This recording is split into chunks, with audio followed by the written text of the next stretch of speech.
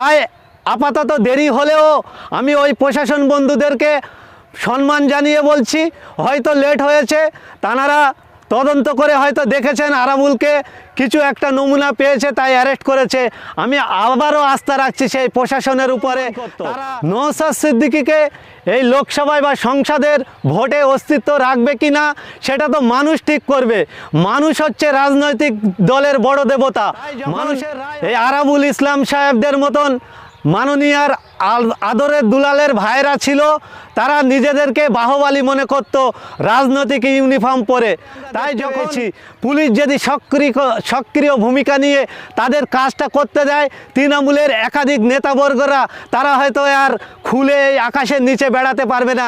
তারা কিছু রাজনৈতিক নেতা আছে, তারা রাজনৈতিকভাবে না পেরে উঠে, যারা দীর্ঘদিন মানুষের অধিকার নিয়ে হরণ করেছে, মানুষকে তোষণ করেছে, মানুষের ভোট প্রক্রিয়া যে কৌশল, ভোটের দিনে মানুষকে ভোট দিতে দিত না। তৃণমূল কংগ্রেসের একাধিক নেতা আছে, তারা স্টেজে দাঁড়িয়ে বক্তব্য দেয় মানুষ নাকি তাদের সঙ্গে আছে, মানুষ নাকি তাদের দিকে রায় দেবেন। কিন্তু অত্যন্ত দুঃখের সঙ্গেই বলছি, সেই সব নেতারা আমরা দেখতাম ভোটের আগের দিন রাতে বা ভোটের দিন মানুষের ভোট দেওয়া থেকে তাদেরকে বঞ্চিত করে রাখতো। এরকম বড় বড় চমক দিয়ে রাজনৈতিক স্তরে বেঁচে থাকার একটা কৌশল তারা অবলম্বন করত। নওশাদ সিদ্দিকীকে এই লোকসভায় বা সংসদের ভোটে অস্তিত্ব রাখবে কি না সেটা তো মানুষ ঠিক করবে। মানুষ হচ্ছে রাজনৈতিক দলের বড় দেবতা, মানুষের রায় হচ্ছে সর্বসেরা রায়। তাই মানুষের উপরে নওশাদ সিদ্দিকীর আশা ভরসা আছে। মানুষের জন্য নওশাদ সিদ্দিকী কথা বলে, ইন্ডিয়ান সেকুলার ফ্রন্ট কথা বলে, এই আরাবুল ইসলাম সাহেব কি কথা বলল, এই সওগাত সাহেবরা কি কথা বলল, তাতে আমাদের কিছু এসে যায় না কো। আমরা মনে করি মানুষের জন্য কাজ করব। আমাদের মূল লক্ষ্য কিন্তু সমাজ পরিবর্তন করা, রাজনৈতিক দখলটা আমাদের মূল লক্ষ্য নয়। তাই আমরা ভাঙড়ের মানুষের উপরে আমাদের আশা ভরসা আছে, তাদের উপরে আমাদের যথেষ্ট আস্থা আছে। তারা কিন্তু নির্বিঘ্নে ইন্ডিয়ান সেকুলার ফ্রন্টের সমর্থকদের ভোট দেবে বলে আমরা মনে করছি। আরাবুল সাহেব যে পঞ্চায়েত ভোট হয়েছে আর 6-7 মাস পার হয়ে গেছে, কিন্তু তখন তাকে গ্রেপ্তার করা হলো না, এখন কেন গ্রেপ্তার করা হলো 6-7 মাস পরে? এই বিষয়টা কি কোনো ধামাচাপা দেওয়া হচ্ছে? দেখেন, সেখানে আমাদের ভাঙড়ে বিশেষ করে বেঙ্গল পুলিশ অ্যাসোসিয়েশনের টিম ছিল, যেখানে তাদের হয়তো কথা বললেই তাদের উপরে এই আরাবুল ইসলামদের মতন মানুষরা চড়া হতো। আপনারা দেখেছেন কলেজের একজন অধ্যাপিকা গালে এই আরাবুল ইসলাম জগ ছুঁড়ে মেরেছিলেন, আপনারাই দেখিয়েছিলেন, আমরা দেখেছিলাম সেই দিন।